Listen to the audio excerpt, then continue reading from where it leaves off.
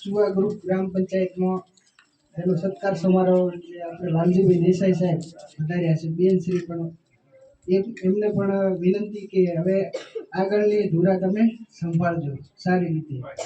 અને આ ત્રણેય ગામના લોકોએ મને ખરેખર બહુ સારો એવો પ્રેમ આપ્યો છે અને મેં ક્યારેય નાત જાતનો કોઈ એવો ભેદભાવ રાખેલો નથી. એ મારા માટે બહુ મોટી વસ્તુ, કારણ કે આમાં શું કર્મચારીઓ આવે એટલે પહેલા તો પૂછે કે તમે કઈ જ્ઞાતિના છો, બાકી મેં ક્યારે આવું બધું કંઈ રાખ્યું નથી. પછી મારી મેન વસ્તુ તો એવું છે કે જેમણે ફોન કર્યો છે લગભગ તો રિસીવ થયો, સાંજે આવીને પણ ચેક કરીને પણ એમને પાછો કોલ કર્યો છે. એટલે આ ગામના ત્રણેય ગામના લોકોને મેં મારા બને ત્યાં સુધી સેવા આપી છે. ક્યારેય કોઈ ભૂલચૂક થઈ હોય તો એ બદલ માફી ચાહું છું. તો હવે અમે અમારા વતનમાંથી જે બીજા પણ અમારા જે મિત્રો આવશે એમને પણ કહેશું કે ભાઈ આ ત્રણેય ગામનો પ્રેમ બહુ સારો છે અને આજે તમે પણ કોઈ તકલીફ હોય તો એ પણ મને કહેશે તો હું એમને સજેશન આપી લઈએ એટલે એમને બધું હળવું ઘણું થઈ જાય. એટલે હવે બધા હવે વિદાય લઈએ છીએ, પણ આ ગામમાં જે પ્રેમ મળ્યો છે એ સદાય જાળવી રાખશું. અને ક્યારેક કોઈ તકલીફ હોય તો અમને ફોન કરી શકો છો. ખેતી બાબતની કોઈ માહિતી જોઈતી હોય તો બિંદાસ તમે જ્યારે ફોન કરશો ત્યારે આપણે તમને સજેશન આપીશું. પણ આશા અપેક્ષા વગર સાહેબે સરસ મજાનું કામ કર્યું છે, તો સાહેબ ચુવા ગામ કાયમી આપનું ઋણી રહેશે. અને નેક્સ્ટ સુનિલભાઈને વિનંતી કરીશ. ધણીધર ભગવાન કી, ભારત માત કી. આજે 4.5 વર્ષથી ચુવા ગામે ફરજ બજાવતો હતો. એની અંદર મારા વિધાન સમારંભમાં હાજર રહેલ ભીખાભાઈ રાજપૂત સાહેબ શ્રી, ડેલિગેટ શ્રી, સરપંચ શ્રી ગંભીરપુરા, સરપંચ શ્રી ચુવા, સરપંચ શ્રી ઉચપા તથા નવા તલાટી લાલાભાઈ, જગદીશભાઈ, નરેન્દ્રસિંહ પણ બિદા રહ્યા છે. રોમજીભાઈ નવી ખુશ થઈ છે અને હરિબેન. હું જ્યારે ચુવા ગ્રામ પંચાયત ખાતે હાજર થયો, પહેલો મારી મોરી ખાતી બદલી થઈ ત્યારે મને ચુવા અતરો ગામ લાગતું હતું કે ચુવા ગામ મને સેટ થશે કે નહીં થાય. અને હવે 4.5 વર્ષ જેટલો સમય મેં આ ગામમાં ગાઢ્યો એટલે મને આ ગામ છોડવાનો જીવ થતો નથી કે ગામ બહુ સારું, ગામ ભરભર્યું ગામ છે થોડું, પણ ગામ બહુ સારું છે કે કામગીરી કરવાની બહુ મજા આવે. કારણ કે મેં વાવાઝોડું આવ્યું, વરસાદ વધારે આવ્યો, પૂર આવ્યો ત્યારે હું મારી નોકરીમાં હોય દિવસ રાત 4.5 દિવસ રોકલ છું, રાતે રહેલ છે. અને જ્યારે ત્યારે વોટ્સએપમાં અમને કલેક્ટર સાહેબ, બીડીઓ સાહેબ મેસેજ આલે ત્યારે રાત્રે જાણ કરતો કે ભાઈ પાણી આટલે આવ્યું છે, બધા જાગૃત રહેજો, સૂચનાઓ આલતો. અને વધારે તો શું કહું, કારણ કે મને આ ગામ છોડવું ગમતું નથી, પણ હવે સમય અનુસાર જે બદલી થાય એટલે જવું પડે ને આવવું પડે. હવે થેન્ક યુ સર. વખતે મને યાદ છે હું અહીંયા હાજર હતો. સાહેબ લગભગ આખી રાત બેસી અને 2 દિવસની અંદર એ કામ બધું પૂર્ણ કરેલું. એ પણ હંજારીભાઈ અને બીજા બધા ઘણા બધા મિત્રો ગામમાંથી પણ અમુક યુવાનોને બોલાવી અને સાહેબે સરસ મજાનું કામ કરેલું હતું. અને લગભગ ઘર વખરી કે કેસ્ટોસની અંદર આપણે કોઈ પણ પરિવાર બાકી રહેલું નથી. એ સરસ મજાનું કામ કર્યું, એ બદલ પણ સાહેબ આપનો ખૂબ ખૂબ આભાર. અને હવે હું એક માત કી સગતમાની પવિત્ર પુણ્યશાળી ધરા ઉપર આપણે સૌ આજે આપણે પરિવારના જ એક ભાગ એવા ભાઈ શ્રી સુનિલભાઈ, જગદીશભાઈ, ગ્રામ સેવક શ્રી નરેન્દ્રસિંહ હરિબેન એમના વિદાય સમારંભે અને અત્રે આપણી વચ્ચે આપણા પરિવારનો નવો હિસ્સો બનવા જઈ રહેલ શ્રી લાલભાઈ બેન, ભાઈ MSWમાં નવા જોડાયેલ રામજીભાઈ અને નવા ગ્રામ સેવક એમના જ્યારે સત્કાર સમારંભે આપણે સૌ એકત્ર થયા છીએ. આમ તો ઘણો લાંબો સમય સુનિલભાઈ, જગદીશભાઈ અને નરેન્દ્રભાઈએ અહીં ખૂબ જ સારું એવું કામ કર્યું છે. તલાટી શિવરામભાઈ સાહેબે એમ કીધું કે હવે થોડી વાર માટે છે ને આપણે વચ્ચે નહીં આપીએ પૈસા અને થોડી આપણે સ્વયં સીધા લોકો જોડે કનેક્ટ હોય, એમને આખા ગામના લોકોથી અલગ અલગ કામો માટે કનેક્ટિવિટી જેની સીધી સૌથી વધારે રહેતી હોય તો એ તલાટીનો હોદ્દો છે.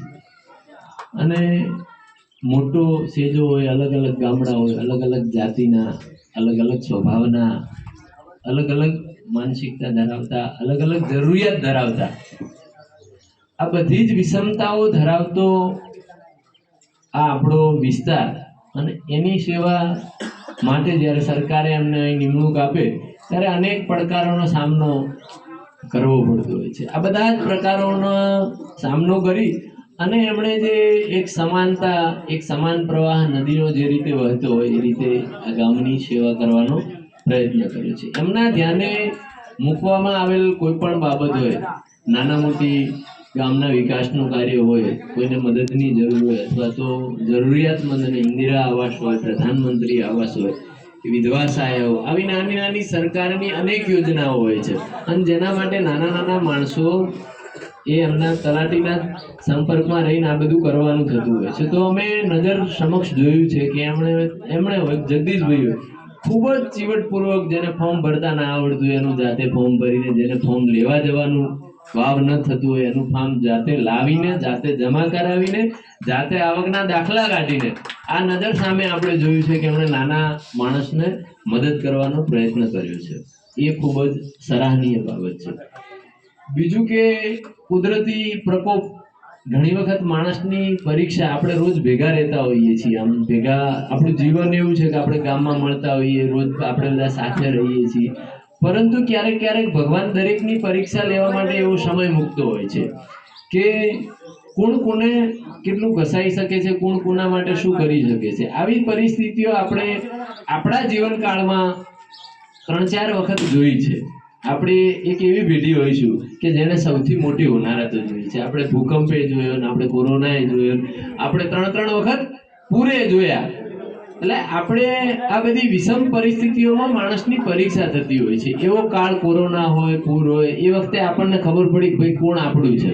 બરાબર, મંદિરે નતા જતા, એ 2 ટાઈમ હનુમાન ચાલીસા કરવા લાગ્યા હતા. કોઈ હવાર હાથ ભગવાનનું નામ લેવું જોઈએ, અંતે તો બચાવી આ જ શકે છે.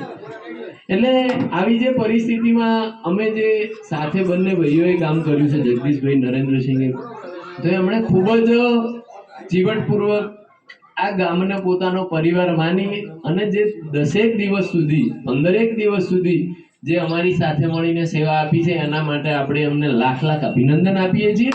અને આ ગામ અને આ પરિવાર, આ બધા જ મિત્રોને આપણે કાયમી ઋણી રહીશું. એને ક્યારેય આપણે ભૂલી ના શકીએ. જ્યારે આપણા ઘરે રંધાતું ના હોય, આપણા 5 પરિવારના લોકોને જમાડવું મુશ્કેલ હોય, ત્યારે 200-200, 500-500 ને લોકોને જમાડવા માટે આ લોકોએ પોતાની તન મન ધન થી મહેનત કરી છે. અને મારું ગામ 2 દિવસ સુધી, હું તો 1 રાત કે 2 રાત જ અહીં રોકાણો હતો, પણ સાહેબ સતત 4 દિવસથી અહીં હતા કે ઘરે ગયા નતા. અહીં પાણી તો આવતું નતું, નાવા ધોયા વગર, કે ભાઈ આ પરિસ્થિતિ ધીમે ધીમે થોડું સરળ થાય તો પછી એમણે આપણને ખૂબ જ મદદ કરી છે. અને અંતરના ભાવથી એમણે મદદ કરી છે કે ના, મારું ગામ છે, મારો સેજો, એ આજ મારો પરિવાર છે. વિશેષમાં આપણા ગ્રામ સેવક નરેન્દ્રસિંહ, કે જેમનાથી દરેક ખેડૂત મિત્રો પરિચિત તો હશો. ગ્રામ સેવક એક એવો હોદ્દો છે કે સરકારની ખેતીવાડીને લગતી તમામ સહાય, આપણે બધા 90% ખેતી છે, 90 નહીં 95%, 5% જ લોકો એવા હશું કે મતલબ જે ખેતી સાથે જોડાયેલા નથી. તો આપણો 95% ખેતીની અંદર સરકારશ્રીની અનેક વિધિ યોજનાઓ ચાલે છે. કલ્ટી લાવીએ, રોટોવેટર લાવીએ, ટ્રેક્ટર લાવીએ, મોબાઈલ લાવીએ, તો એ સરકાર સબસિડી આપે છે આપણને. અને આપણી વચ્ચેનું જે માધ્યમ છે એ ગ્રામ સેવક છે. તો એમણે સતત પોતાના 5 વર્ષના સમયગાળામાં નાની નાની માહિતી હોય, ફોર્મ ભરવાની તારીખ શરૂ થાય ત્યારે સાહેબનો મેસેજ આવે, નાના મોટી કોઈ સહાય હોય, ખાતરની હોય, બીજું હોય, ત્રીજું હોય, તો મોબાઈલમાં મેસેજ કે તમને કરતા. આ મારો વ્યક્તિગત અનુભવ છે. સાહેબ બેઠા છે ને આપણે એમના માટે વખાણ કરવા એવું નથી, પણ વ્યક્તિગત ખેડૂતોને ફોન કરીને કહેતા કે ભાઈ આ તમારું ડોક્યુમેન્ટ છે.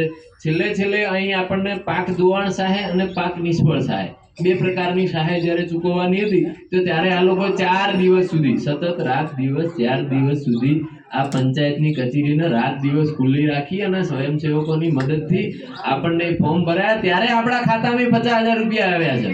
આપણે તો અહીં ફોર્મ આપીને જતા રહેતા. એના માટે જોરદાર તાળીઓથી એમને પણ આપણે વધાવી છે. એના માટે સદૈવ આપણે એમના ઋણી રહીશું. એમણે ખૂબ સરસ મજાનું કામ અહીં કર્યું છે. તો એવી જ રીતે બેન શ્રી આરોગ્યમાં પણ ખૂબ સરસ કામ કર્યું છે. અને આ બધા વિશેષ અમારા શાળા પરિવારની નાનામાં નાનું કામ હોય, નાનામાં નાની કંઈ પ્રોગ્રામ હોય તો પોતાનો સમય કાઢી અને શાળાને થતી તમામ મદદ કરી છે. એના માટે શાળા પરિવાર વતી હું વિશેષ એમનો આભાર માનું છું.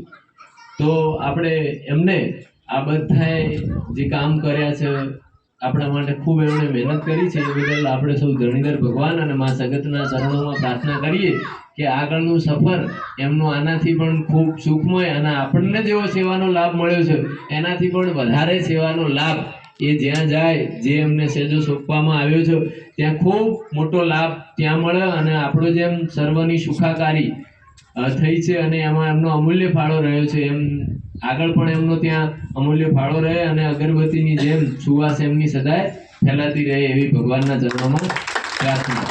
વિશેષમાં બદલી થઈને ગયા